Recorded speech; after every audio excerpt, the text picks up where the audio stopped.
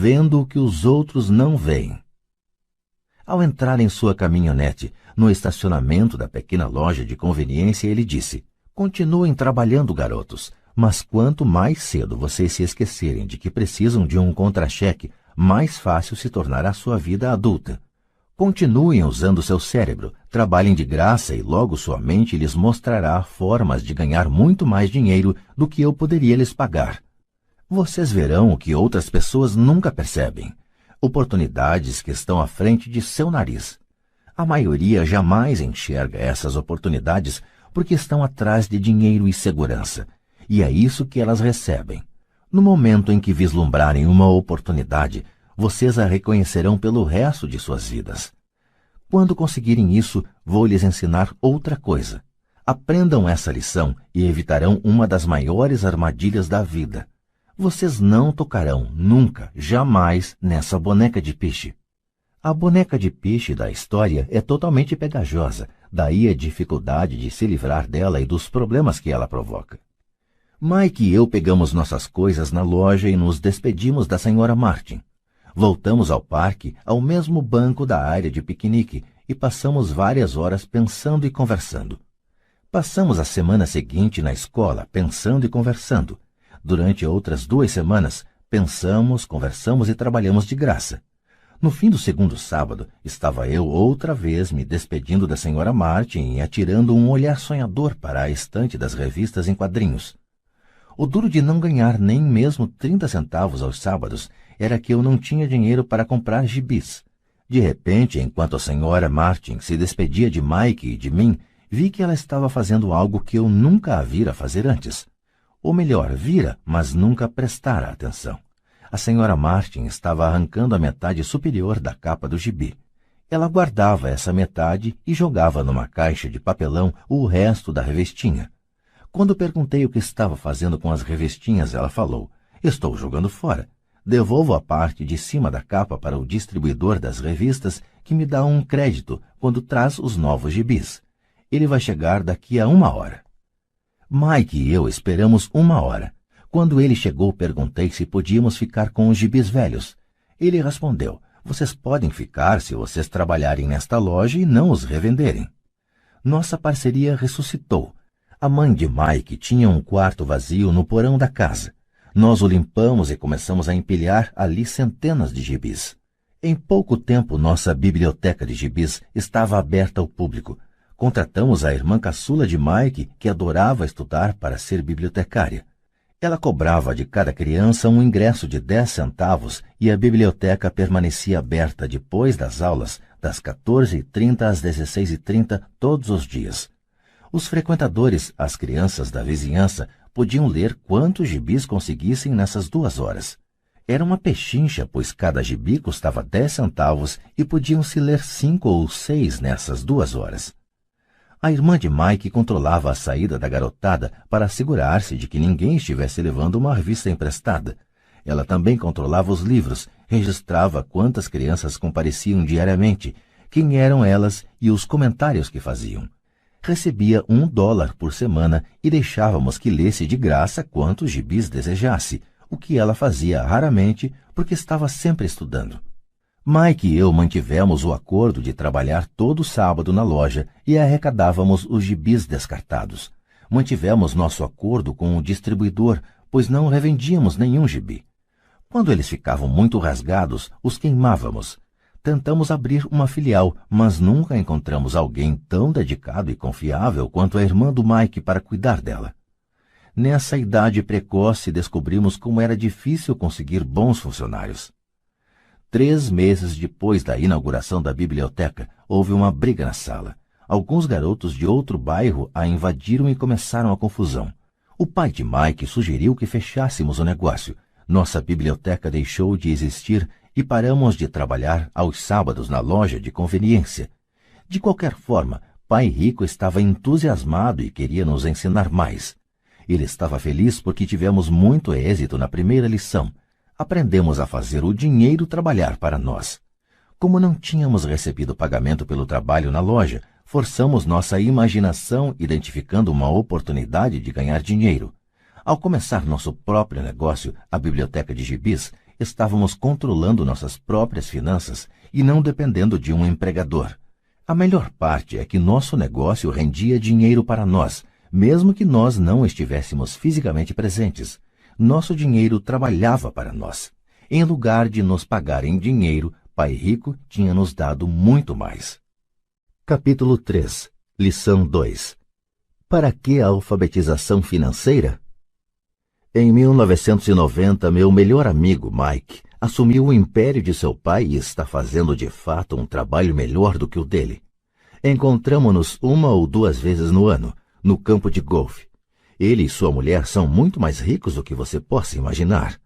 O império de Pai Rico está em grandes mãos e Mike está agora preparando seu filho para ocupar seu lugar, tal como seu pai nos preparou.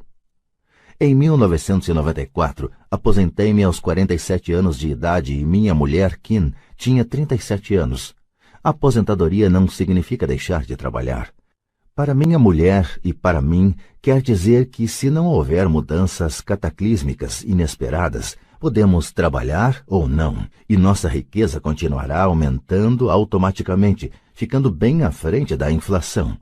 Acho que isso representa liberdade. Os ativos são suficientemente grandes para crescerem por si próprios. É como plantar uma árvore. Você a rega durante anos, então um dia ela não precisa mais disso. Suas raízes são suficientemente profundas. Então a árvore lhe proporciona sombra para seu prazer. Mike optou por dirigir o império e eu por aposentar-me. Sempre que faço palestras, as pessoas perguntam o que lhes aconselho ou o que elas deveriam fazer. Como começar? Há algum bom livro que eu possa recomendar? O que elas deveriam fazer para preparar seus filhos? Qual é o segredo do sucesso? Como é o segredo do sucesso? Como é que eu ganho milhões? Nessas ocasiões, sempre me lembro de um artigo que me deram certa vez. Diz mais ou menos o seguinte: os homens de negócios mais ricos. Em 1923, um grupo de nossos maiores líderes e homens de negócios mais ricos participou de um encontro no hotel Edgewater Beach, em Chicago. Entre eles estava Charles Schwab, presidente da maior siderúrgica independente, Samuel Insull, presidente da maior empresa de energia elétrica, Howard Hobson, presidente da maior empresa fornecedora de gás, Ivar Krieger, presidente da International Match Company, uma das maiores empresas da época, Leon Fraser, presidente do Banco Internacional de Compensações Financeiras, Richard Whitney, presidente da Bolsa de Valores de Nova York, Arthur Cotton e Jesse Livermore, 2 dos maiores especuladores de ações, e Albert Fall, um membro do gabinete do presidente Harding. 25 anos depois, 9 deles, os listados anteriormente, terminaram como se segue. Schwab morreu sem um centavo, depois de viver 5 anos de empréstimos. Insull morreu falido em um país estrangeiro. Krieger e Cotton também morreram falidos. Hobson ficou louco. Whitney e Albert Fall tinham acabado de sair da cadeia. Fraser e Livermore se suicidaram. Duvido que alguém possa dizer o que aconteceu realmente com aqueles homens. Se você olhar a data da reunião 1923, foi antes do crash da Bolsa de 1929 e da Grande Depressão, o que, desconfio, deve ter provocado grande impacto sobre esses homens e suas vidas. O interessante é isto. Hoje vivemos em tempos de mudanças maiores e mais aceleradas do que esses homens vivenciaram. Imagino que nos próximos 25 anos deverão registrar-se auges e quedas comparáveis aos enfrentados por eles. Estou muito preocupado com o fato de que gente demais se preocupa excessivamente com dinheiro e não com sua maior riqueza, a educação. Se as pessoas estiverem preparadas para ser flexíveis, se mantiverem suas mentes abertas e aprenderem, elas se tornarão cada vez mais ricas ao longo dessas mudanças. Se elas pensarem que o dinheiro resolverá seus problemas, receio que terão dias difíceis. A inteligência resolve problemas e gera dinheiro. O dinheiro sem a inteligência financeira é dinheiro que desaparece depressa. A maioria das pessoas não percebe que na vida o que importa não é quanto dinheiro você ganha, mas quanto dinheiro você conserva. Todos ouvimos histórias de ganhadores de prêmios na loteria que eram pobres, enriqueceram subitamente e voltaram a ser pobres. Ganham milhões e logo estão de volta ao ponto de partida.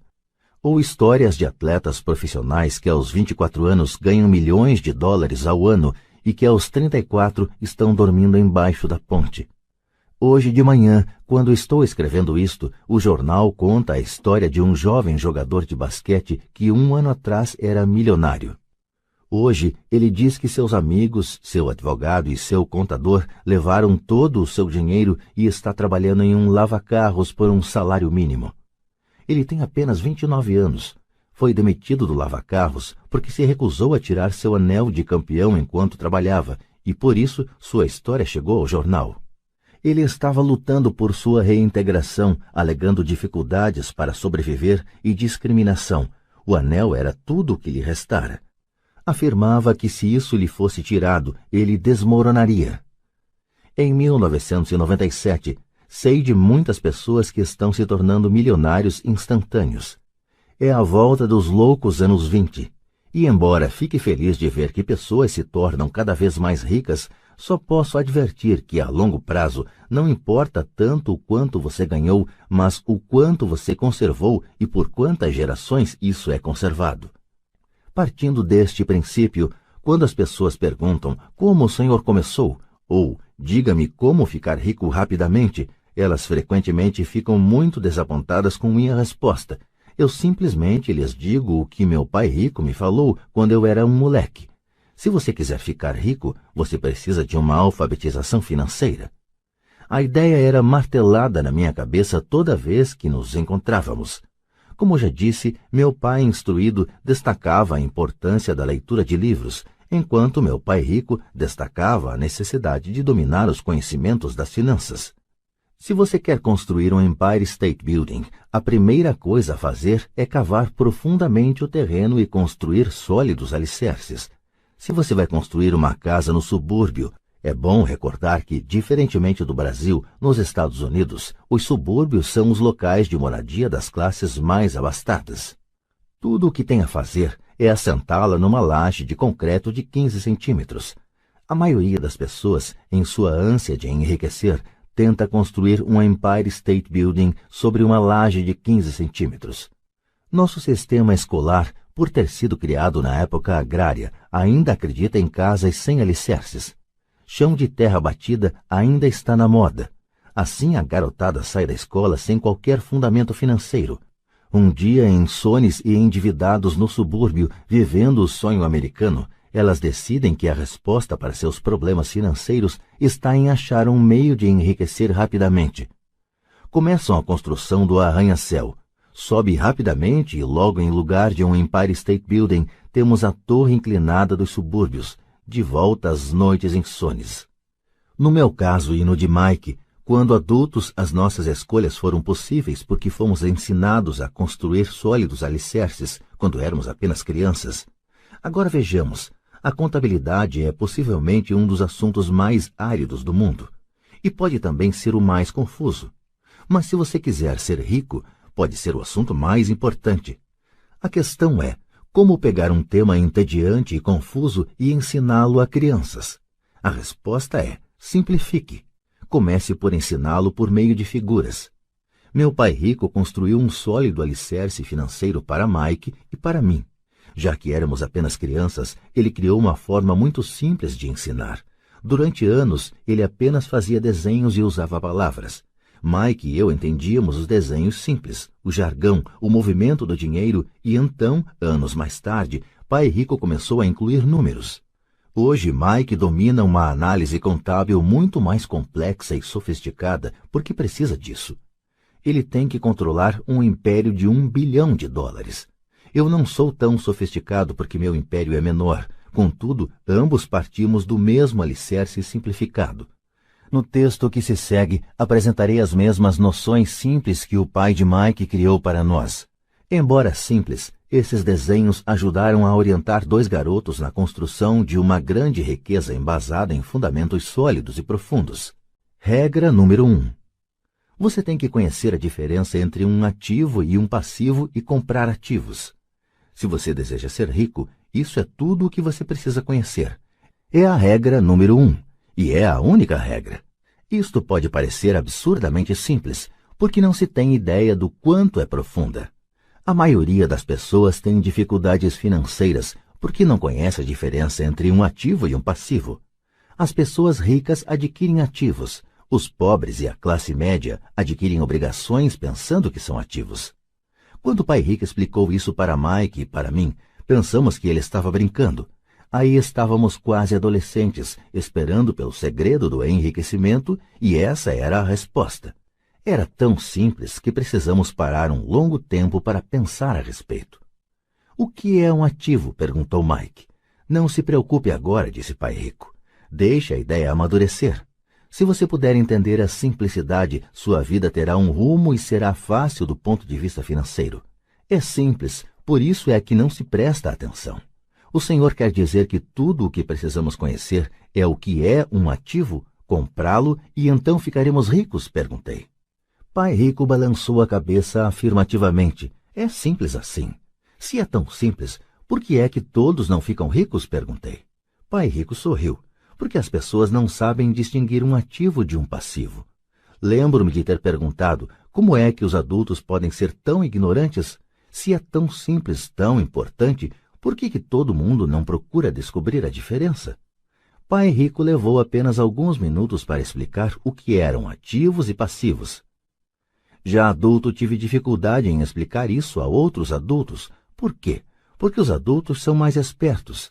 Na maioria dos casos, a simplicidade da ideia escapa aos adultos porque eles foram educados de maneira diferente.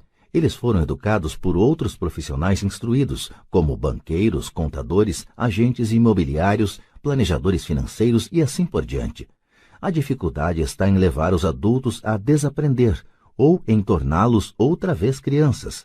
Um adulto inteligente frequentemente se sente diminuído ao prestar atenção em definições simplistas. Pai rico acreditava no princípio SE, simplifique estúpido, de modo que ele simplificou as coisas para os dois garotos e deu-lhes uma sólida base financeira. O que provoca a confusão? Ou como algo tão simples pode parecer tão enrolado? Por que alguém compraria um ativo que na verdade era uma obrigação? A resposta está nos conhecimentos básicos. Pensamos em alfabetização e não em alfabetização financeira. O que define se algo é um ativo ou é um passivo não são as palavras. De fato, se você quer ficar realmente confuso, procure as palavras ativo e passivo no dicionário. Sei que um contador pode achar boa a definição, mas para a pessoa média não faz sentido. Mas nós adultos muitas vezes somos orgulhosos demais para admitir que algo não faz sentido. Quando éramos garotos, pai rico falava: o que define um ativo não são as palavras, mas os números. E se você não puder ler os números, você não pode distinguir um ativo de um buraco no chão. Na contabilidade, dizia pai rico, não importam os números, mas o que os números contam. É como as palavras. Não são as palavras, mas as histórias que elas nos contam. Muitas pessoas leem, mas não entendem muita coisa. É a chamada compreensão da leitura. E todos temos habilidades diferentes no que se refere à compreensão da leitura. Por exemplo, recentemente comprei um novo aparelho de vídeo. Junto vinha um manual que explicava como fazer gravações. Tudo o que eu queria era gravar meu programa preferido numa sexta-feira à noite. Quase fiquei maluco tentando ler o manual. Nada no meu mundo é tão complexo quanto programar a gravação do vídeo. Eu li as palavras, mas não entendi nada. Eu tiro 10 no reconhecimento das palavras, mas tiro 0 na compreensão. E o mesmo acontece com a maioria das pessoas quando se trata de demonstrações financeiras. Se você quer ficar rico, você tem que ler e entender os números. Ouvi meu pai rico repetir isso 1000 vezes e também aprendi. Os ricos adquirem ativos e os pobres e a classe média adquirem obrigações. Aqui está a maneira de distinguir ativos de passivos. A maioria dos contadores e profissionais das finanças não concorda com as definições, mas estas noções simples foram o início de uma base financeira sólida para 2 garotos.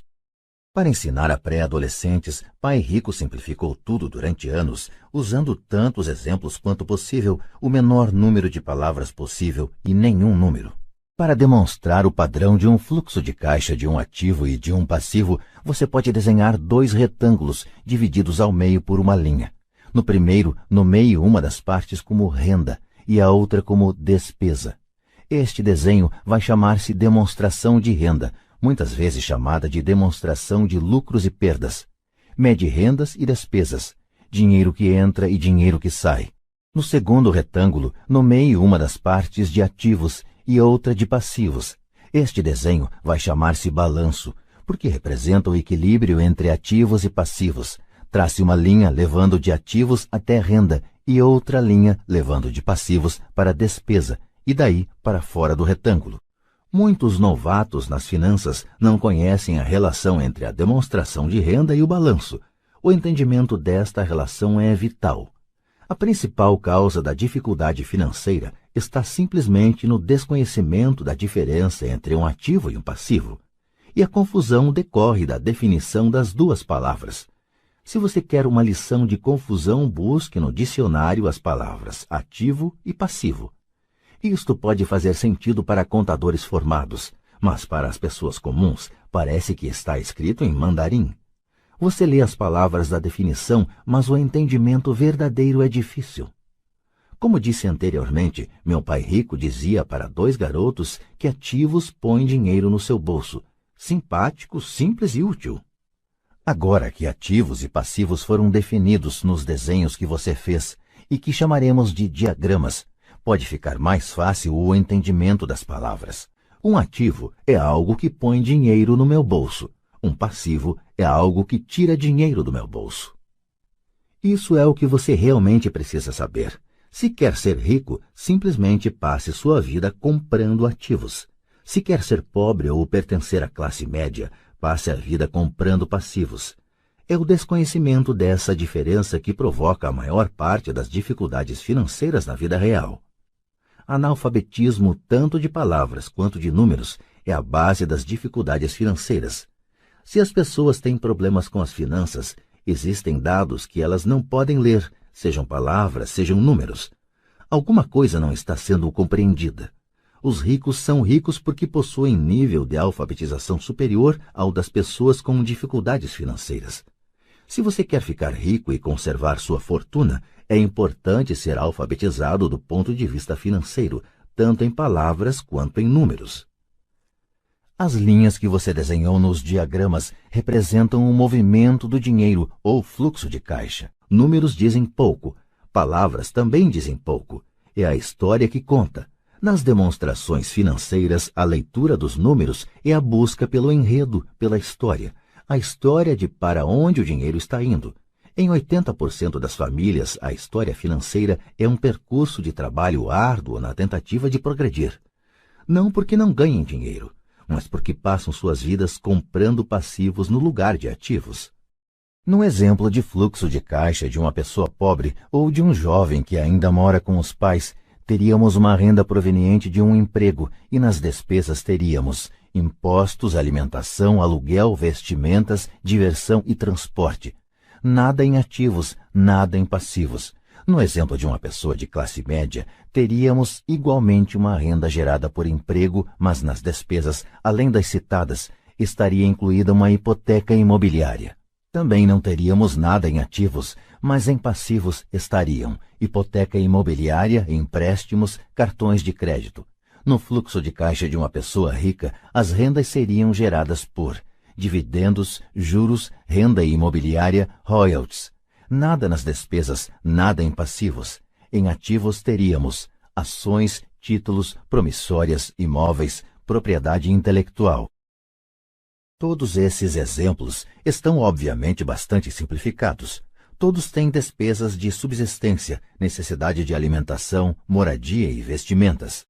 Os diagramas mostram o fluxo de caixa na vida de pessoas pobres da classe média e ricas. É esse fluxo de caixa que conta a história.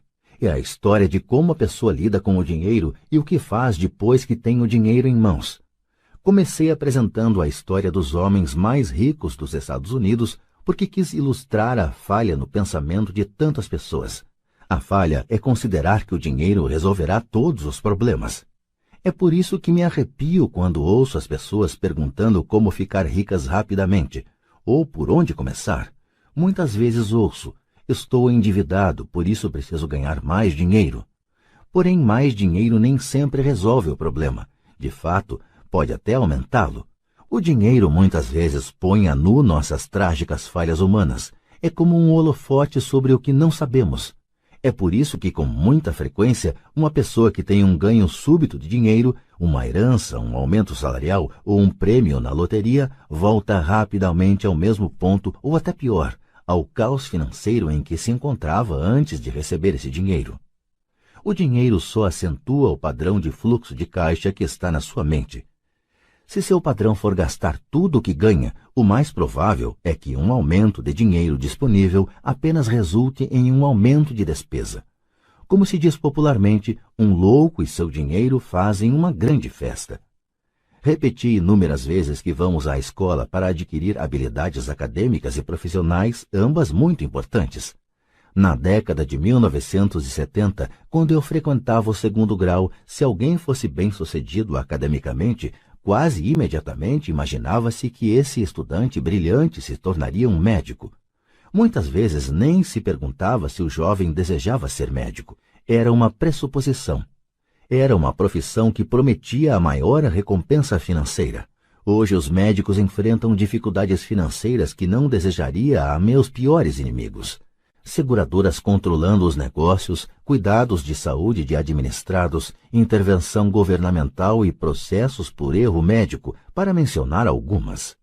E a garotada quer ser estrela do basquete, jogador de golfe como Tiger Woods, gênio da computação, estrela do cinema, roqueiro, rainha de beleza ou corretor de Wall Street. Isso ocorre simplesmente porque é aí que estão a fama, o dinheiro e o prestígio. Eis o motivo por que é tão difícil motivar a garotada na escola. Eles sabem que o sucesso profissional já não depende apenas do sucesso acadêmico como em outros tempos. Como os estudantes deixam a escola sem habilidades financeiras, milhões de pessoas instruídas obtêm sucesso em suas profissões, mas depois se deparam com dificuldades financeiras. Trabalham muito, mas não progridem. O que falta em sua educação não é saber como ganhar dinheiro, mas como gastá-lo. O que fazer com ele depois de tê-lo ganho? É o que se chama aptidão financeira. O que você faz com o dinheiro depois que o ganhou? Como evitar que as pessoas lhe tirem o dinheiro? Quanto tempo você o conserva e o quanto esse dinheiro trabalha para você? A maioria das pessoas não descobre o motivo de suas dificuldades financeiras porque não entende os fluxos de caixa. Uma pessoa pode ser muito instruída, bem-sucedida profissionalmente e ser analfabeta do ponto de vista financeiro. Essas pessoas muitas vezes trabalham mais do que seria necessário porque aprenderam a trabalhar arduamente, mas não como fazer o dinheiro trabalhar para elas. A história de como a conquista de um sonho financeiro se transforma em um pesadelo financeiro. A visão cinematográfica de pessoas trabalhadoras tem um padrão definido. Recém-casados, jovens altamente instruídos, felizes, mudam-se para um de seus pequenos apartamentos alugados. Imediatamente percebem que estão poupando dinheiro, porque dois podem viver com a mesma despesa de um. O problema é que o apartamento é apertado. Decidem então poupar para comprar a casa de seus sonhos e ter filhos. Eles têm duas rendas e se concentram em suas carreiras. Suas rendas começam a aumentar e a aumentar. E suas despesas também. A despesa número 1, para a maioria, são os impostos. Muitas pessoas pensam que se trata do imposto de renda, mas para grande parte dos americanos, o que pesa mais é a Seguridade Social. Para o empregado, parece que a contribuição para a Seguridade Social, combinada com a do Medicare, é de cerca de 7,5%, mas na verdade é de 15%. Porque o empregador deve dar uma contrapartida do mesmo montante. Essencialmente, esse é um dinheiro que o empregador não pode pagar a você. Além disso, você ainda paga imposto de renda sobre a quantia deduzida de seus salários para a Seguridade Social.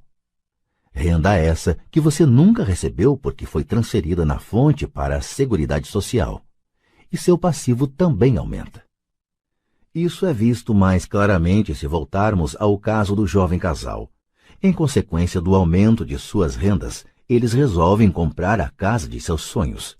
Uma vez adquirida, eles pagam um novo imposto, o chamado imposto de propriedade. Então, eles compram um carro novo. novos móveis e novos eletrodomésticos para montar um novo lar. E de repente acordam e a coluna do passivo está atulhada de dívidas hipotecárias e do cartão de crédito. Agora eles estão aprisionados na corrida dos ratos. Chega o primeiro filho. Eles trabalham ainda mais dinheiro e mais impostos, a chamada escalada da alíquota. Um cartão de crédito chega pelo correio. Eles o usam, mais despesa.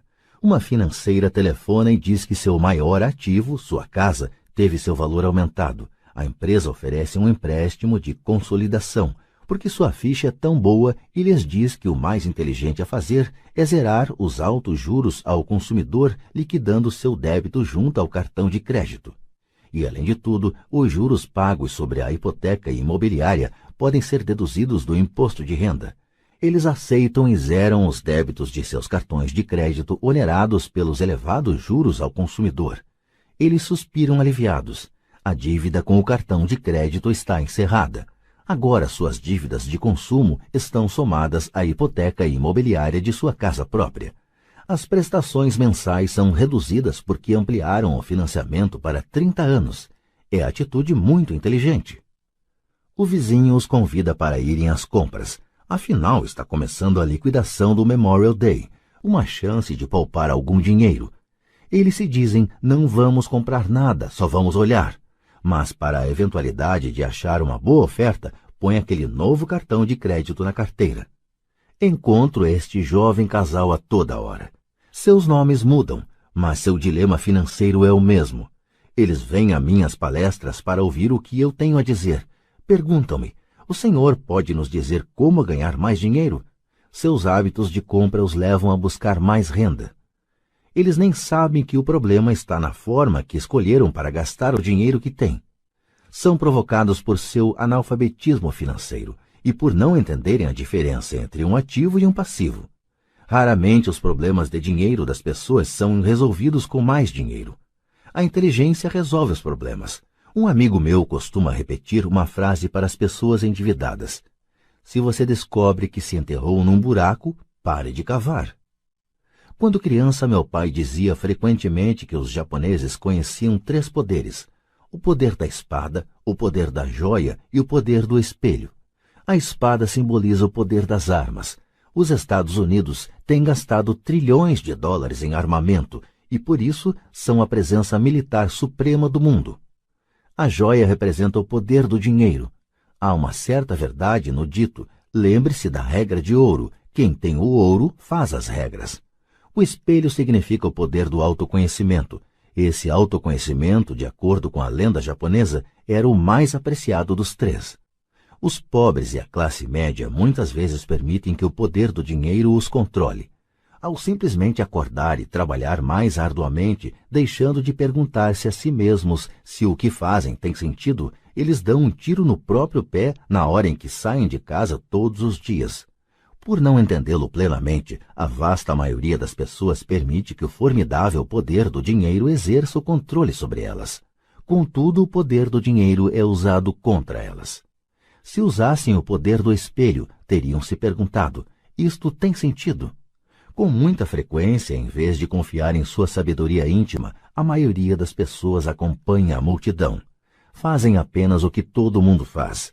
Conformam-se em vez de questionar. Muitas vezes repetem sem pensar o que lhes foi dito.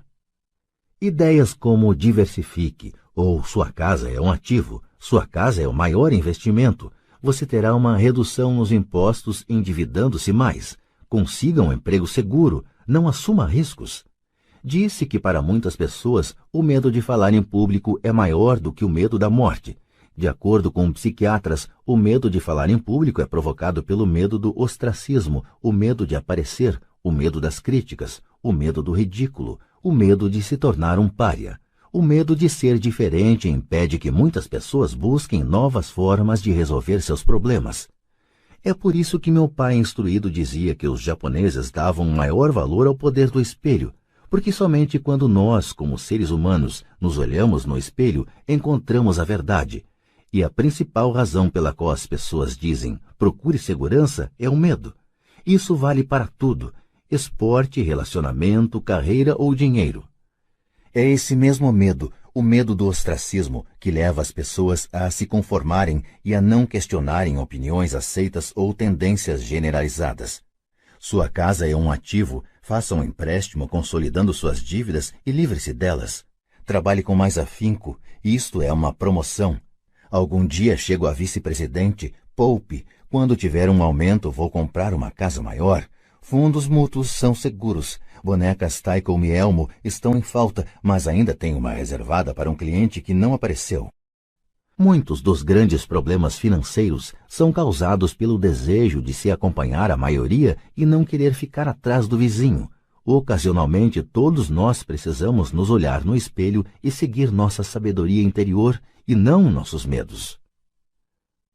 Quando Mike e eu estávamos com uns 16 anos, começamos a ter problemas na escola. Não éramos maus garotos, apenas começamos a nos distanciar da maioria. Trabalhávamos para o pai do Mike depois das aulas e nos fins de semana. Muitas vezes Mike e eu passávamos horas depois do trabalho sentados junto do seu pai enquanto este se reunia com diretores de banco, advogados, contadores, corretores, investidores, gerentes e empregados. Ele era um homem que deixara a escola aos 13 anos e agora dirigia e instruía, comandava e questionava pessoas com alto nível de escolaridade.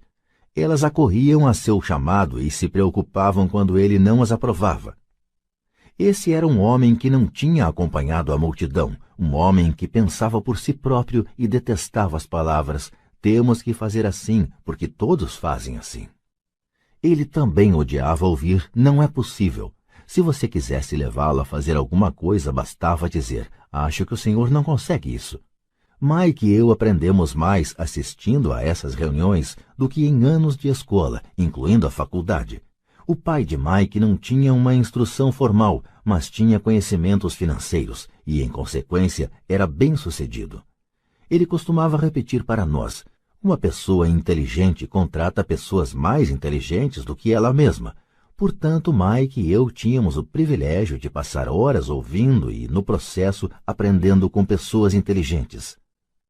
Mas por causa disso, Mike e eu não podíamos acomodar-nos ao dogma padrão que nossos professores pregavam. E isso criava problemas.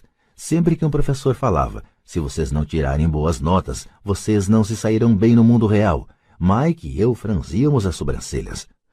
Quando nos diziam para seguir as normas e não nos desviarmos das regras, víamos por que esse processo de ensino desestimulava de fato a criatividade. Começamos a entender por que Pai Rico nos dizia que as escolas se destinavam a formar bons empregados em lugar de bons empregadores. De vez em quando, Mike e eu perguntávamos a nossos professores como se aplicava na prática o que estávamos estudando, ou por que não estudávamos o dinheiro e como ele funcionava. Esta última pergunta era muitas vezes respondida com a afirmação de que o dinheiro não era importante, que se nós tivéssemos uma educação excelente, o dinheiro viria atrás. Quanto mais sabíamos sobre o poder do dinheiro, mais nos distanciávamos de nossos mestres e colegas. Meu pai instruído nunca me pressionava em relação às notas. Muitas vezes me perguntei por quê. Ele, porém, começou a discutir sobre dinheiro. Com 16 anos, já tinha provavelmente uma base de conhecimentos sobre dinheiro melhor do que minha mãe e meu pai. Eu sabia escriturar livros contábeis, ouvia especialistas em tributação, advogados especializados em questões empresariais, gerentes de banco, corretores imobiliários e investidores. Meu pai falava com professores. Certo dia, meu pai falou que nossa casa era seu maior investimento. Uma discussão um tanto desagradável teve início quando eu lhe mostrei por que não achava que uma casa fosse um bom investimento. Havia uma diferença na percepção de meu pai rico e de meu pai pobre no que se referia a casas. Um pensava que sua casa era um ativo, o outro que era um passivo. Atualmente ainda ouço contestações à ideia de que uma casa não é um ativo. E sei que, para a maioria das pessoas, ela é não só o seu maior investimento, como também seu sonho. E sermos donos de nossa moradia é melhor do que nada. Eu ofereço simplesmente uma maneira alternativa de encarar esse dogma popular. Se minha mulher e eu fôssemos comprar uma casa maior, mais vistosa, nós a encararíamos não como um ativo, mas como um passivo, já que iria tirar dinheiro de nossos bolsos. Aqui vai o argumento que desenvolvo.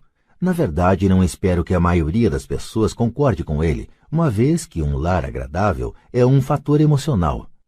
E no que se refere a dinheiro, grandes emoções tendem a reduzir a inteligência financeira. 1. Em relação a casas, destaco que em geral as pessoas passam a vida pagando por uma moradia que nunca será delas. Em outras palavras, compra-se uma casa nova a cada tantos anos, incorrendo cada vez em um novo empréstimo de 30 anos sobre a casa anterior. 2. Apesar de poderem deduzir os juros da hipoteca para fins de imposto de renda, as pessoas pagam todas as demais despesas com o dinheiro que sobra depois de pago o imposto, mesmo depois que liquidam a hipoteca. 3. Impostos sobre a propriedade. Os pais de minha mulher ficaram chocados quando os impostos sobre a propriedade relativos à sua residência aumentaram para $1.000 mensais. Isso ocorreu após sua aposentadoria, de modo que o aumento pressionou seu orçamento e eles se viram obrigados a mudar de casa. 4. O valor dos imóveis nem sempre aumenta. Em 1997, enquanto escrevo este livro, eu tenho amigos que devem $1 milhão por imóveis que só conseguiriam vender por $700.000. 5. As maiores perdas são as das oportunidades que não foram aproveitadas. Se todo o seu dinheiro está comprometido com o imóvel onde mora, você pode ser obrigado a trabalhar mais porque todo o seu dinheiro continua saindo na coluna das despesas, o padrão clássico do fluxo de caixa da classe média, em lugar de aumentar a coluna dos ativos. Se um jovem casal destinasse uma soma maior à aquisição de ativos, mais tarde teria maiores facilidades, especialmente estaria preparado para pagar os estudos superiores de seus filhos. Seus ativos teriam aumentado e estariam disponíveis para cobrir despesas. Com excessiva frequência, um imóvel residencial só serve como meio de incorrer em empréstimos hipotecários para pagar despesas crescentes. Em suma, o resultado final de optar por possuir um imóvel residencial caro demais, em lugar de começar a formar um portfólio de ativos mais cedo, prejudica o indivíduo de 3 formas. 1. Perda de tempo, porque outros ativos poderiam ter registrado aumento em seu valor. 2. Perda de capital adicional, que poderia ter sido investido em vez de se ter pagado as altas despesas de manutenção relacionadas diretamente ao imóvel residencial. 3. Perdas na instrução.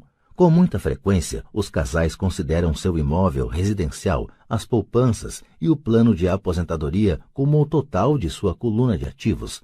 Como não têm dinheiro para investir, eles simplesmente não investem. Isso lhes custa a experiência do investimento.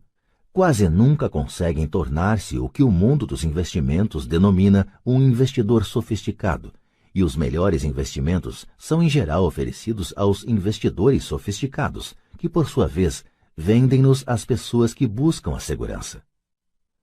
A demonstração financeira de meu pai instruído é a melhor demonstração da vida de alguém que está na corrida dos ratos.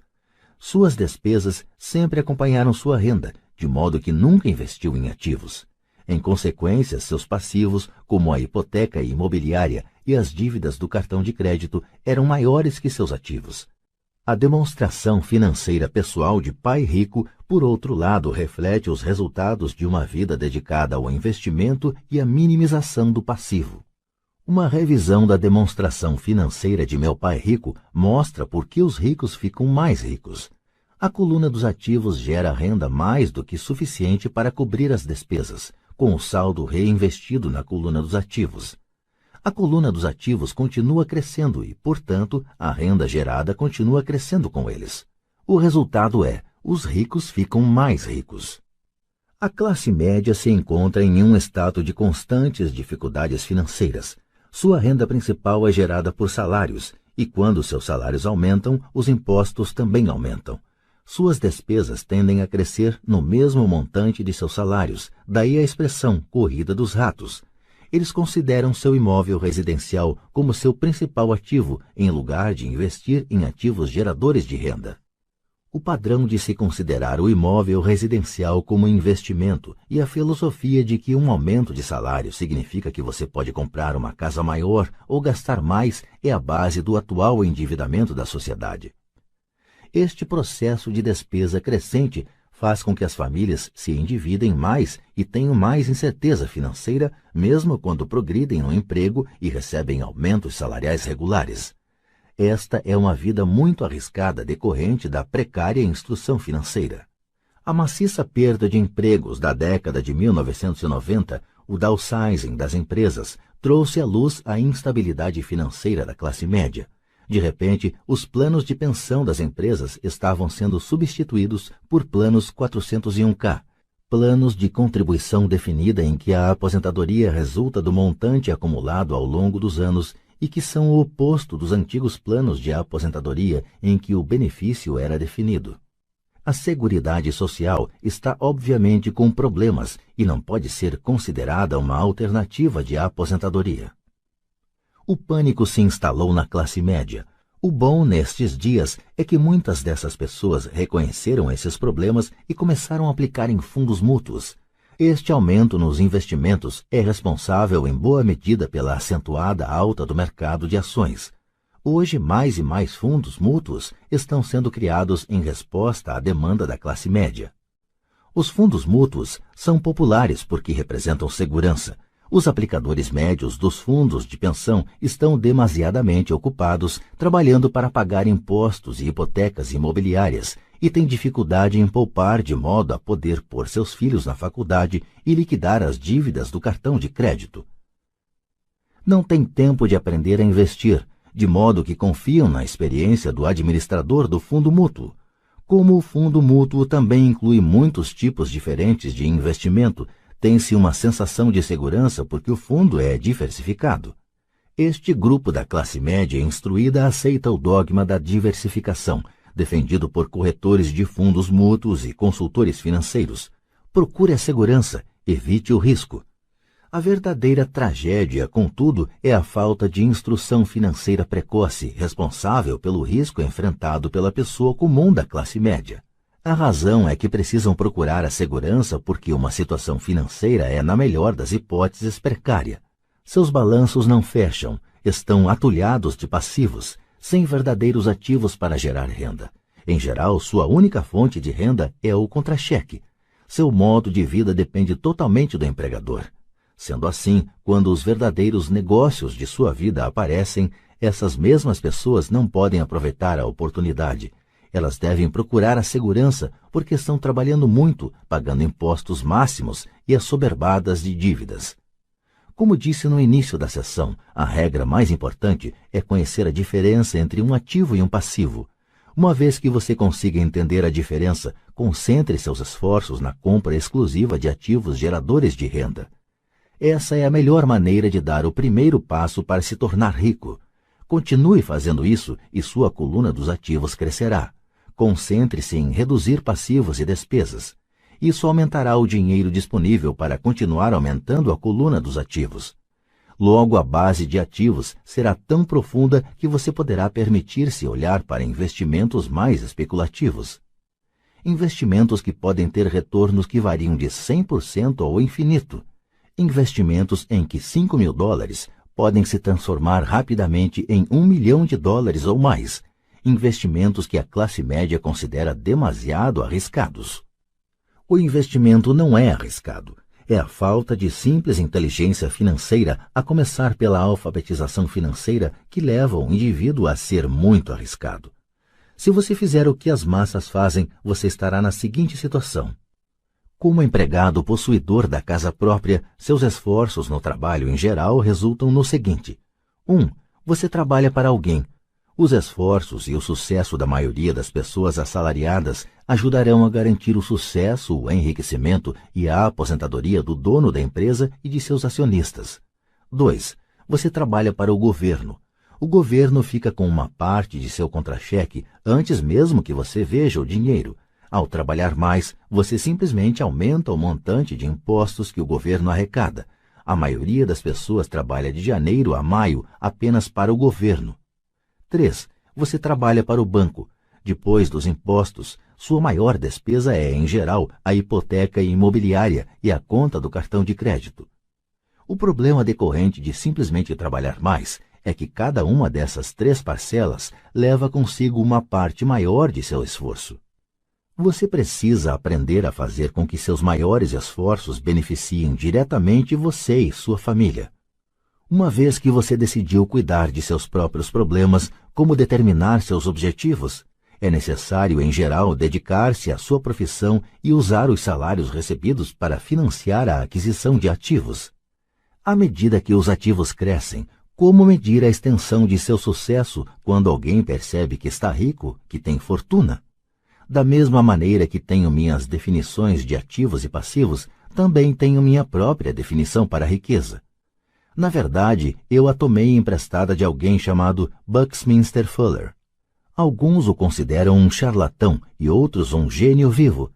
Anos atrás, ele criou um auê entre os arquitetos ao solicitar a patente para algo chamado um domo geodésico.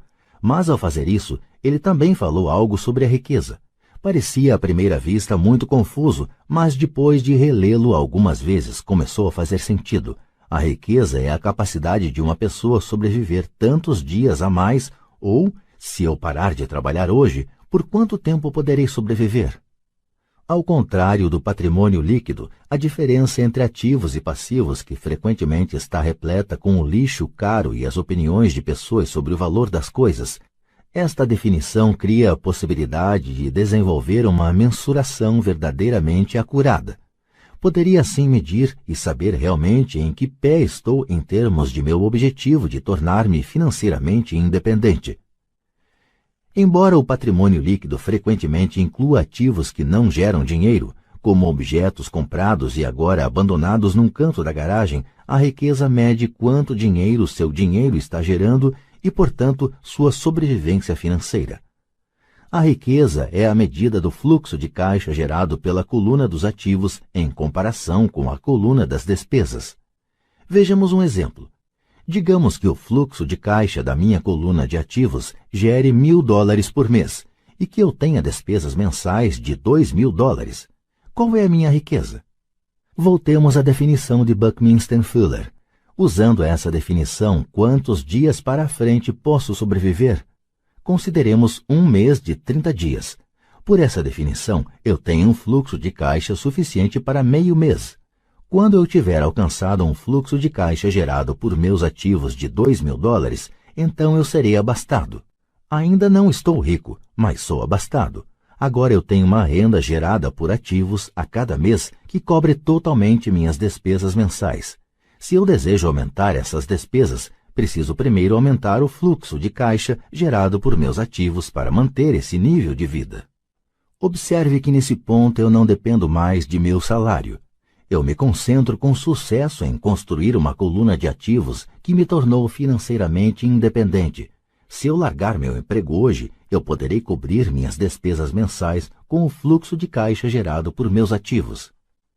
Meu próximo objetivo poderia ser empregar o excedente de meu fluxo de caixa no reinvestimento em mais ativos. Quanto mais dinheiro for destinado para a coluna dos ativos, mais esta crescerá. Quanto mais meus ativos crescerem, mais aumentará meu fluxo de caixa. E enquanto eu mantiver minhas despesas menores do que o fluxo de caixa gerado por esses ativos, eu me tornarei mais rico, com mais e mais fontes de renda, além de meu trabalho físico. Enquanto este processo de reinvestimento continuar, estarei no caminho do enriquecimento. A verdadeira definição de riqueza depende de quem a define. Você nunca poderá ser rico demais. Lembre desta observação simples. Os ricos compram ativos. Os pobres só têm despesas. A classe média compra passivos pensando que são ativos. E como eu cuido dos meus negócios? Qual é a resposta? Ou sou fundador do McDonald's. Capítulo 4. Lição 3. Cuide de seus negócios. Em 1974, Ray Kroc, fundador do McDonald's, foi convidado a fazer uma palestra para a turma de MBA da Universidade do Texas, em Austin. Um querido amigo meu, Kate Cunningham, era aluno desta turma.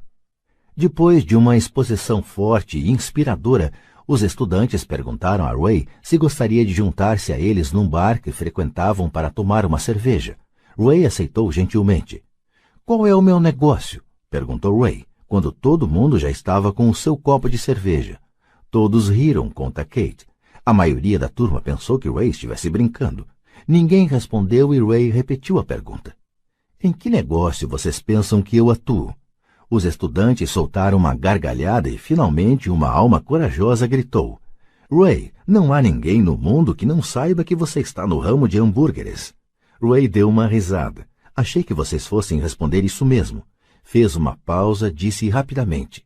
Senhoras e senhores, eu não atuo no ramo de hambúrgueres. Meu negócio são imóveis. Kate conta que Ray passou um bom tempo explicando seu ponto de vista. Em seu plano de negócios, Ray sabia que o principal foco era a venda de franquias de hambúrguer, mas nunca perdeu de vista a localização de cada franquia. Ele sabia que os imóveis e sua localização eram o mais importante fator de sucesso de cada franquia. Basicamente, a pessoa que comprava a franquia estava também comprando o terreno em que se situava a franquia da organização de Ray Kroc. O McDonald's é hoje o maior proprietário individual de terrenos no mundo, superando até a Igreja Católica. Atualmente, o McDonald's é proprietário de alguns dos cruzamentos e esquinas mais valiosos, não só dos Estados Unidos, como também de outras partes do mundo. Kate diz que essa foi uma das mais importantes lições que recebeu em sua vida. Atualmente, Kate é proprietário de lava-carros, mas seu negócio são os terrenos que estão por baixo desses lava-carros. O capítulo anterior terminou com exemplos ilustrando que a maioria das pessoas trabalha para todo mundo, menos para elas próprias. Elas trabalham em primeiro lugar para os donos das empresas, depois para o governo ao pagar impostos e finalmente para o banco onde fizeram a hipoteca. Quando garoto não havia nenhum McDonald's por perto. Contudo, meu pai rico ensinou a mim e a Mike a mesma lição que Ray Kroc deu na Universidade do Texas. É a lição 3 dos ricos. O segredo é, cuide de seu negócio. As dificuldades financeiras são muitas vezes o resultado direto de se trabalhar toda a vida para outras pessoas. Muita gente chegará sem nada ao fim de sua vida de trabalho. Nosso atual sistema de ensino se concentra em preparar a juventude para os empregos por meio do desenvolvimento de habilidades acadêmicas. Suas vidas girarão em torno de seus salários, ou, como citado anteriormente, pela renda gerada por emprego. Depois de desenvolvidas as habilidades acadêmicas, os estudantes vão para níveis mais elevados de ensino a fim de desenvolver suas habilidades profissionais. Eles estudam para tornar-se engenheiros, cientistas, cozinheiros, policiais, artistas, escritores, etc.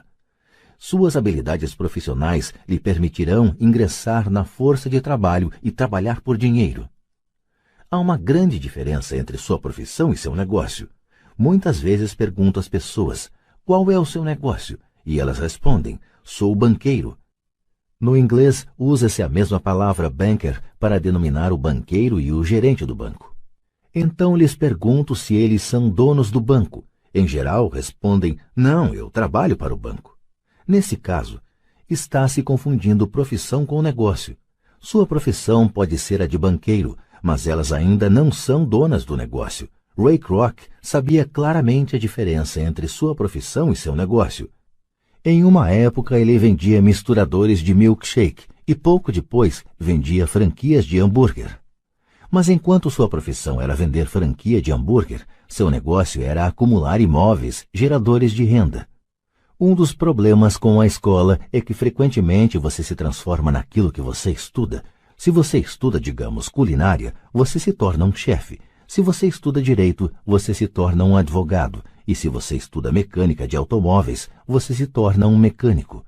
O erro de tornar-se aquilo para o que você estuda é que muitas pessoas se esquecem de cuidar de seu negócio.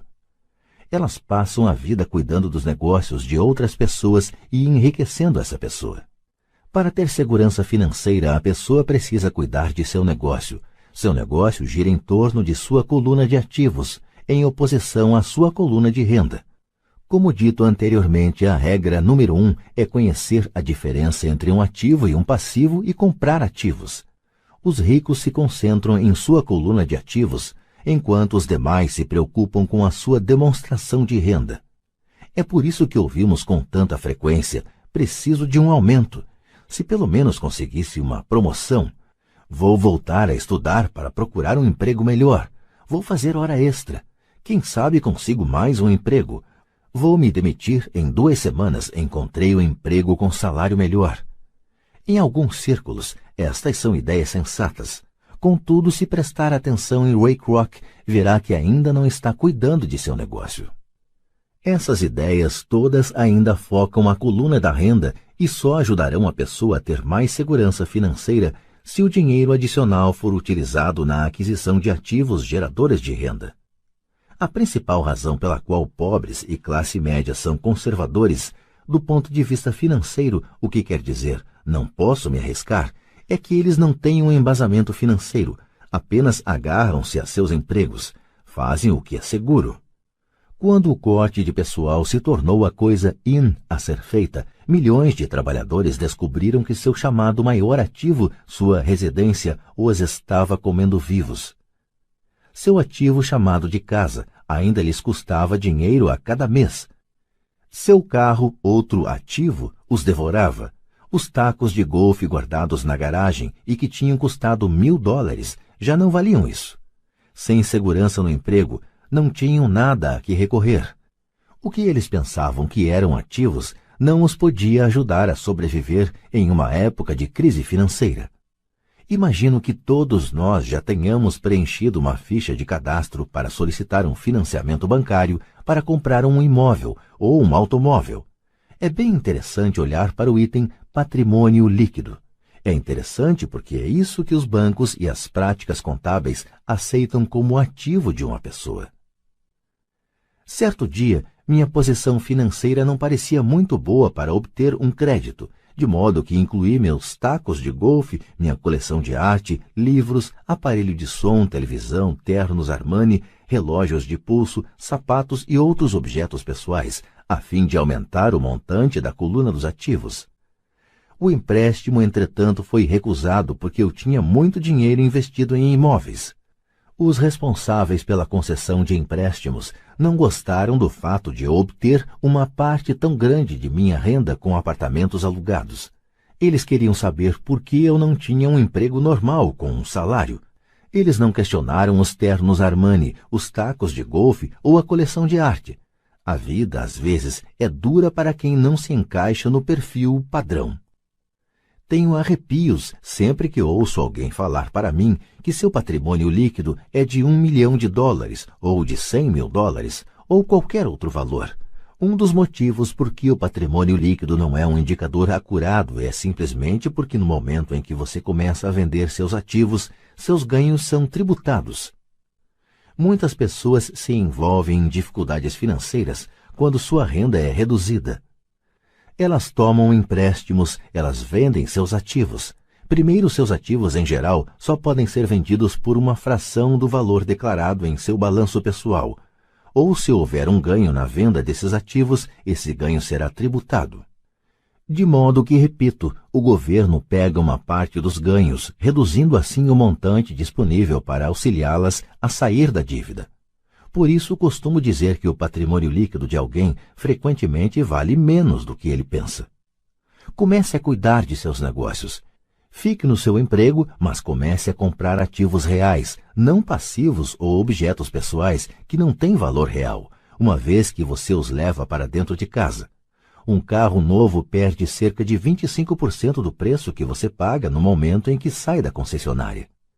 Não é um ativo verdadeiro, mesmo que seu banco permita que você o liste entre seus ativos. Meu novo taco de titânio, que custou $400, passou a valer $150 no momento em que pisei no campo de golfe. Para adultos, a lição é manter reduzidas as despesas, reduzir os passivos e formar diligentemente uma sólida base de ativos. Para os jovens que ainda não saíram de casa, é importante que seus pais lhes ensinem a diferença entre ativos e passivos. Faça com que seus filhos comecem a construir uma firme base de ativos antes que saiam de casa, casem, comprem casa, tenham filhos e se encontrem em uma situação financeira difícil, agarrando-se a um emprego e comprando tudo a crédito. Vejo muitos jovens casarem e se verem aprisionados em um estilo de vida que não lhes permite sair do atoleiro das dívidas durante a maior parte dos anos de trabalho. Frequentemente, quando o último filho sai de casa, os pais constatam que não se prepararam adequadamente para a aposentadoria e começam a tentar poupar algum dinheiro. Então, seus próprios pais adoecem e eles se deparam com novas dificuldades. Qual o tipo de ativo que sugiro a você ou a seus filhos adquirirem? No meu mundo, ativos reais se agrupam em várias categorias diferentes. 1. Negócios que não exigem minha presença. Sou o dono deles, mas eles são administrados por outras pessoas. Se eu tiver que trabalhar neles, não é um negócio, torna-se uma profissão. 2. Ações. 3. Títulos. 4. Fundos mútuos. 5. Imóveis que geram renda. 6. Promissórias. 7. Royalties de propriedade intelectual como música, escritos, patentes. 8. Tudo o que tenha valor, gere renda ou se valorize e tenha um mercado líquido. Quando garoto, meu pai instruído me incentivava a procurar um emprego seguro. Meu pai rico, por outro lado, me incentivava a começar a adquirir ativos que me agradassem. Se você não gostar deles, você não cuidará deles. Comecei a adquirir imóveis simplesmente porque adoro prédios e terrenos. Gosto de comprá-los. Poderia buscá-los o dia todo. Quando surgem problemas, não são tão graves que mudem meu apreço pelos imóveis. Pessoas que detestam imóveis não deveriam comprá-los.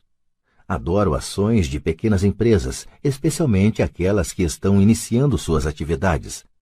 A razão é que eu sou um empreendedor, não um homem da grande empresa. Quando jovem, trabalhei em grandes organizações como a Standard Oil da Califórnia, a Marinha dos Estados Unidos e a Xerox Corp. Apreciei o tempo que lá passei e tenho boas lembranças, mas eu sabia lá no fundo que não era um homem de organização. Gosto de iniciar empresas, não de dirigi-las, então compro em geral ações de pequenas empresas e às vezes até inicio a empresa e depois a levo ao mercado. Podem-se fazer fortunas com a emissão de novas ações e eu gosto desse jogo. Muitas pessoas têm medo de pequenas empresas e as consideram arriscadas, e de fato o são. Mas o risco sempre é diminuído se você gostar daquilo em que está investindo, entendê-lo e conhecer o jogo. Com pequenas empresas, minha estratégia é de investimento, é desfazer-me das ações no prazo de 1 ano. Por outro lado, minha estratégia para os imóveis é começar com pouco, depois trocá-los por imóveis maiores, e, portanto, adiar o pagamento dos impostos sobre os ganhos. Isto permite que seu valor aumente acentuadamente. Costumo ficar com os imóveis menos do que 7 anos. Durante anos, mesmo quando estava na Marinha ou na Xerox, fiz o que aconselhava meu pai rico. Fiquei no meu emprego, mas ainda assim cuidava dos meus negócios. Estava atento à minha coluna de ativos, negociava com imóveis e ações. Pai rico sempre destacava a importância da alfabetização financeira. Quanto melhor eu entendesse a contabilidade e a gestão do dinheiro, melhor eu poderia analisar investimentos e, por fim, construir minha própria empresa. Eu não incentivaria ninguém a iniciar uma nova empresa, a menos que realmente o desejasse. Conhecendo o que conheço quanto à direção de uma empresa, não recomendaria a tarefa a ninguém. Em certos casos, quando a pessoa não consegue um emprego, iniciar uma empresa pode ser uma solução. As chances, entretanto, são adversas. 9 entre 10 empresas quebram em 5 anos. Das que sobrevivem aos primeiros 5 anos, 9 entre cada 10 também quebram. Se você realmente tem o desejo de ter sua própria empresa, vá em frente. Se não for esse o caso, fique no seu emprego e cuide de seus negócios. Quando digo cuide de seus negócios, refiro-me à formação e à manutenção de uma sólida coluna de ativos. Se $1 entrar nela, nunca o deixe sair de lá. Pense deste modo: uma vez que $1 entra na coluna dos ativos, ele se transforma em seu empregado. O melhor do dinheiro é que ele trabalha 24 horas por dia e pode fazê-lo durante gerações. Fique no seu emprego, seja um ótimo empregado, mas construa essa coluna de ativos. À medida que seu fluxo de caixa cresce, Você pode comprar alguns artigos de luxo. Uma distinção importante é que os ricos compram os artigos de luxo por último, enquanto pobres e classe média tendem a fazê-lo antes. Nos Estados Unidos, os pobres e a classe média frequentemente compram itens de luxo como casas grandes, diamantes, peles, joias ou barcos, porque desejam parecer ricos. Parecem ricos, mas na verdade estão afundando em dívidas. As pessoas que já têm dinheiro, os ricos a longo prazo, constroem primeiro sua coluna de ativos. Então, com a renda gerada por sua coluna de ativos, compram os artigos de luxo. Os pobres e a classe média compram artigos de luxo com seu próprio suor, sangue e com a herança de seus filhos. Um luxo verdadeiro é uma recompensa por ter investido e desenvolvido uma coluna de ativos. Por exemplo, quando minha mulher e eu auferimos uma renda maior com nossos apartamentos, ela comprou sua Mercedes. Ela não fez nenhum trabalho extra ou arriscou sua parte porque os imóveis compraram o carro. Contudo, ela teve que esperar durante 4 anos enquanto o portfólio de imóveis crescia e finalmente começou a gerar suficiente renda extra para pagar o carro. Mas o luxo, a Mercedes, foi uma verdadeira recompensa. Ela provou que sabia como aumentar sua coluna de ativos. Esse carro significa muito mais para ela do que apenas outro carro bonito. Significa que utilizou sua inteligência financeira para adquiri-lo. O que muita gente faz é comprar compulsivamente um carro ou outro bem de luxo a crédito. Podem estar se sentindo entediadas e desejam apenas um brinquedo novo. Comprar um luxo a crédito leva alguém mais cedo ou mais tarde a se ressentir desse luxo, porque o endividamento se torna um ônus financeiro. Depois que você dedicou seu tempo e investiu em seus negócios, está pronto para acrescentar o toque mágico. O maior segredo dos ricos. O segredo que põe os ricos muito à frente da multidão.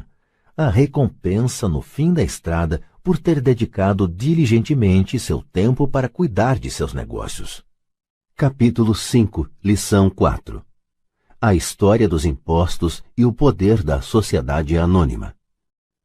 Lembro-me de ter ouvido na escola a história de Robin Hood. Meu professor pensava que fosse uma maravilhosa história de um herói romântico tipo Kevin Costner, que roubava dos ricos para dar aos pobres. Meu pai rico não via Robin Hood como um herói.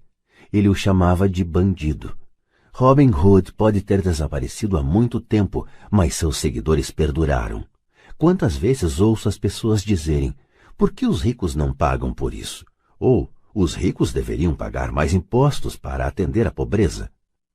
Essa ideia de Robin Hood, ou de tirar dos ricos para dar aos pobres, é que provoca os maiores sofrimentos para os pobres e para a classe média. Razão pela qual a classe média paga impostos tão pesados está no ideal de Robin Hood. Na verdade, os ricos não são tributados. É a classe média que paga pelos pobres, especialmente a classe média alta instruída. Novamente, para entender bem como tudo acontece, precisamos adotar uma perspectiva histórica. Precisamos conhecer a história dos impostos. Meu pai, muito instruído, era especialista em história da educação. Já meu pai rico se tornou um especialista na história dos impostos. Pai rico explicou a Mike e a mim que originalmente na Inglaterra e nos Estados Unidos não havia impostos. De vez em quando eram lançados impostos eventuais para financiar guerras. O rei ou o presidente anunciava o acontecido e convocava todos para rachar a despesa. Impostos foram lançados na Grã-Bretanha para financiar as lutas contra Napoleão de 1799 a 1816 e nos Estados Unidos para financiar a Guerra Civil entre 1861 e 1865. Em 1874, a Inglaterra instituiu um imposto de renda permanente para seus cidadãos. Em 1913, o imposto de renda se tornou permanente nos Estados Unidos, com a adoção da 16ª emenda à Constituição. Durante certo tempo, os americanos eram contrários aos impostos. Foi o excessivo imposto sobre o chá que levou ao famoso Tea Party no porto de Boston, um incidente que ajudou a desencadear a Guerra Revolucionária. Foram necessários cerca de 50 anos, tanto na Inglaterra quanto nos Estados Unidos, para se consolidar a ideia de um imposto de renda rotineiro. O que esses dados históricos não revelam é que, em ambos os casos, os impostos foram inicialmente lançados sobre os ricos. Era isso o que o pai rico queria que Mike e eu entendêssemos. Ele explicou que a ideia de impostos se tornou popular e foi aceita pela maioria, divulgando-se aos pobres e à classe média que os impostos estavam sendo criados para punir os ricos. Foi assim que as massas votaram a favor da lei e ela se tornou constitucionalmente legal. Embora fosse imaginada para punir os ricos, na realidade acabou punindo aquelas pessoas que votaram a seu favor, isto é, os pobres e a classe média. Quando o governo sentiu o gosto do dinheiro, seu apetite aumentou, disse Pai Rico. Seu pai e eu somos exatamente os opostos. Ele é um burocrata do governo, eu sou um capitalista. Quanto mais ele gasta e quanto mais gente ele contrata, maior será sua organização. No governo, quanto maior sua organização, mais ele será respeitado. Por outro lado, dentro de minha organização, quanto menos gente eu contratar, quanto menos eu gastar, mais respeito obterei de meus investidores. É por isso que não gosto de gente do governo. Eles têm objetivos diferentes daqueles da maioria dos homens de negócios. À medida que o governo cresce, mais e mais dólares saídos dos impostos serão necessários para sustentá-lo. Meu pai instruído acreditava sinceramente que o governo deveria ajudar as pessoas. Gostava de John F. Kennedy e especialmente da ideia do Corpo da Paz. Gostava tanto dessa ideia que ele e mamãe trabalharam para o Corpo da Paz, treinando voluntários para a Malásia, Tailândia e Filipinas. Ele sempre lutava por doações adicionais e aumentos no orçamento de modo que pudesse contratar mais gente, tanto no seu cargo no Departamento de Educação quanto no Corpo da Paz. Essa era sua função. Desde meus 10 anos de idade, ouvia meu pai rico dizer que os funcionários do governo eram um bando de ladrões preguiçosos, e meu pai pobre falava que os ricos eram bandidos gananciosos, que deveriam ser obrigados a pagar mais impostos. Ambos os lados tinham argumentos válidos. Era difícil trabalhar para um dos maiores capitalistas da cidade e chegar à casa onde o pai era um destacado líder do governo. Não era fácil saber em quem acreditar. Contudo, quando você estuda a história dos impostos, aparece uma perspectiva interessante. Como já disse, a aprovação dos impostos só foi possível porque as massas acreditavam na teoria Robin Hood da economia, que era tirar dos ricos para distribuir aos demais. O problema é que o apetite do governo por dinheiro era tão grande que logo os impostos precisaram ser lançados sobre a classe média e daí ir descendo. Os ricos, por outro lado, viram nisso uma oportunidade. Eles não jogam pelas mesmas regras. Como já disse, os ricos já sabiam sobre as sociedades anônimas que se tornaram populares na época das navegações. Os ricos criaram a sociedade anônima como veículo para limitar o risco dos ativos a cada viagem. Os ricos colocavam seu dinheiro em uma sociedade anônima para financiar a viagem. A sociedade anônima então contratava uma tripulação para ir ao novo mundo em busca de tesouros. Se a embarcação se perdesse, a tripulação perdia a vida, mas a perda para os ricos se limitava apenas ao dinheiro investido em cada viagem. É o reconhecimento do poder da estrutura legal da sociedade anônima que dá aos ricos uma grande vantagem sobre os pobres e a classe média.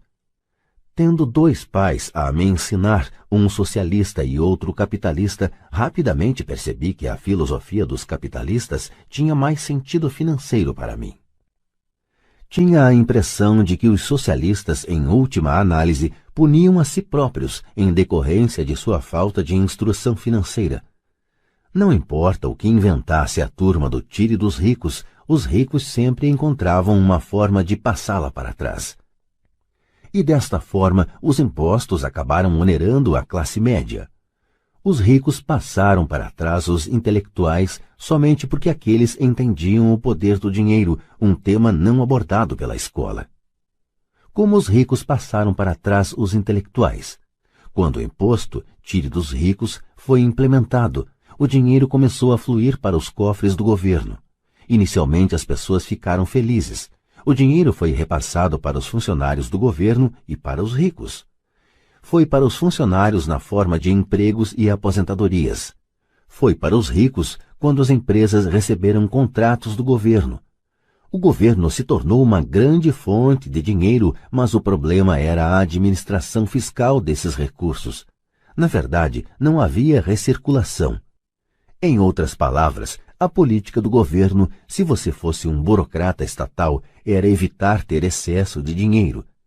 Se não conseguisse gastar a verba recebida, você se arriscava a perdê-la no próximo orçamento. Certamente não haveria reconhecimento para você se fosse eficiente. Os homens de negócios, por outro lado, são recompensados pelo dinheiro que sobra e são reconhecidos por sua eficiência. À medida que este ciclo de despesas públicas crescentes continuava, a demanda por dinheiro aumentava e a ideia de tire dos ricos se ajustava agora para incluir níveis de renda mais baixos, chegando aos que tinham votado em favor dos impostos, os pobres e a classe média. Os verdadeiros capitalistas aplicavam seus conhecimentos financeiros para simplesmente encontrar uma maneira de escapar. Eles se voltaram para a proteção de uma sociedade anônima. Uma sociedade anônima protege os ricos. Mas o que muita gente desconhece é que uma sociedade anônima não é algo concreto, no sentido literal do termo. Uma sociedade anônima é simplesmente uma pasta de arquivo com alguns documentos legais que descansa no escritório de um advogado e está registrada em um órgão público. Não é um edifício com o nome de uma empresa, não é uma fábrica ou um grupo de pessoas. Uma sociedade anônima é simplesmente um documento legal que cria um corpo jurídico sem alma. A fortuna dos ricos estava novamente protegida. Mais uma vez, as sociedades anônimas se tornaram populares depois que as leis do imposto de renda permanente foram aprovadas, porque a alíquota do imposto de renda sobre as sociedades anônimas era menor do que as vigentes sobre as pessoas físicas. Além disso, como foi mostrado anteriormente, certas despesas poderiam ser descontadas da renda tributável da sociedade anônima. Esta guerra entre os que têm e os que não têm se mantém há centenas de anos. É a turma do tire dos ricos contra os ricos. A batalha é travada sempre que são discutidas leis e continuará sempre. O problema é que as pessoas que perdem não têm informação. Se elas entendessem a maneira como os ricos jogam, também poderiam jogar. Então estariam a caminho de sua independência financeira. É por isso que me arrepio toda vez que ouço um pai aconselhar seu filho a estudar para poder conseguir um bom emprego seguro. Um empregado com um emprego bom e seguro não tem escapatória. O americano comum de hoje trabalha de 5 a 6 meses para o governo antes de ter conseguido o suficiente para pagar seus impostos. Em minha opinião, isso é tempo demais. Quanto mais arduamente você trabalha, tanto mais você paga ao governo.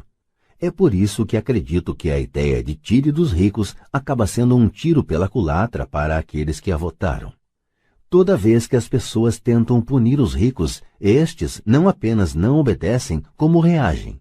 Eles têm o dinheiro, o poder e a intenção de mudar as coisas. Não ficam sentados e pagam voluntariamente mais impostos. Ao contrário, buscam maneiras de minimizar sua carga tributária. Contratam advogados e contadores competentes e convencem os políticos a mudar as leis ou a criar artifícios legais. Eles têm os recursos para fazer mudanças. O Código Tributário dos Estados Unidos também oferece outras formas de elidir os impostos. Muitos desses instrumentos estão à disposição de qualquer um, mas são em geral os ricos que tiram proveito deles porque cuidam de seus negócios. Por exemplo, 1031 é um jargão para a seção 1031 do Código da Receita Federal que permite a um vendedor adiar o pagamento dos impostos sobre o ganho de capital resultante da venda de um imóvel se este for trocado por um imóvel mais caro. Se você continuar aumentando seu patrimônio mediante a troca de imóveis, seus ganhos não serão tributados enquanto você não liquidar a transação. As pessoas que não se beneficiam desta poupança de impostos permitida legalmente estão perdendo uma grande oportunidade de aumentar sua coluna de ativos.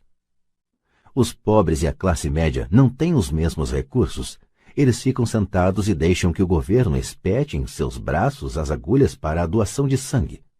Atualmente fico chocado com o número de pessoas que pagam mais impostos ou aplicam menos deduções simplesmente porque têm medo do governo. E sei como um agente tributário do governo pode ser apavorante e intimidante.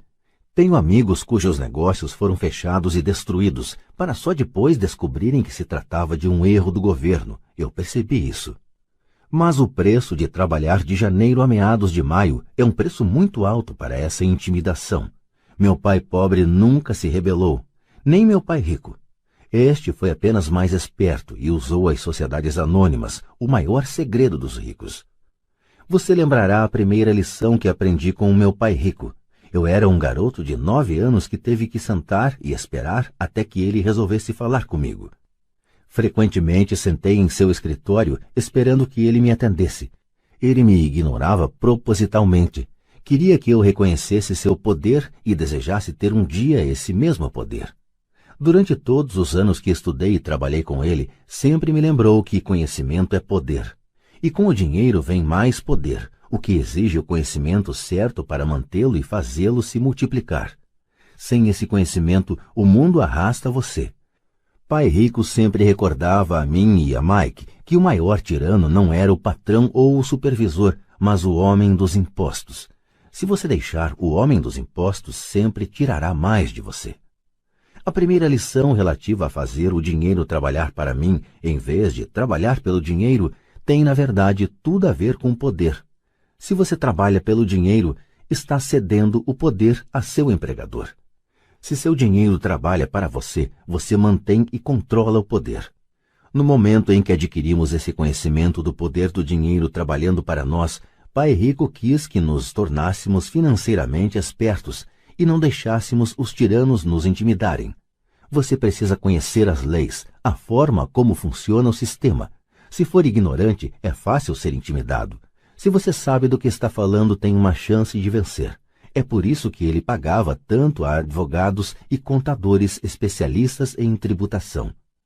Era menos dispendioso pagar-lhes do que pagar ao governo. A melhor lição que me deu e que apliquei a maior parte de minha vida é: seja esperto e você não será oprimido. Ele conhecia a lei porque era um cidadão respeitador das leis. Se você sabe que está certo, você não terá receio de se defender, mesmo se você estiver indo contra Robin Hood e seu bando. Meu pai instruído sempre me incentivou a conseguir um bom emprego em uma grande empresa. Ele falava das vantagens de subir na hierarquia empresarial.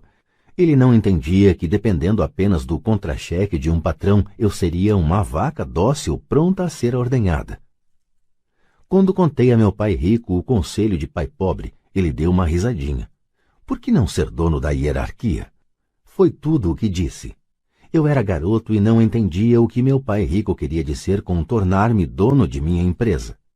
Era uma ideia que parecia impossível e assustadora. Embora a ideia me empolgasse, minha juventude não me permitia vislumbrar a possibilidade de que adultos trabalhassem algum dia para uma empresa da qual eu era o dono. O importante é que, se não fosse por meu pai rico, eu teria provavelmente seguido o conselho de meu pai instruído. Foi apenas a lembrança ocasional de meu pai rico que manteve viva a ideia de eu vir a ter minha própria empresa e me fez seguir um caminho diferente. Quando eu já estava com 15 ou 16 anos, sabia que não podia continuar a trajetória que meu pai instruído recomendava. Não tinha ideia de como fazer, mas estava disposto a não seguir na direção em que a maioria de meus colegas se encaminhava.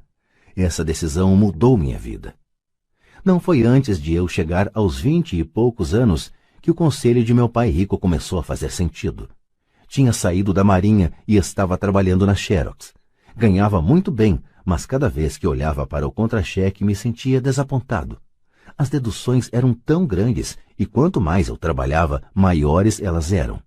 Na medida em que eu era bem-sucedido, meus chefes falavam de promoções e aumentos.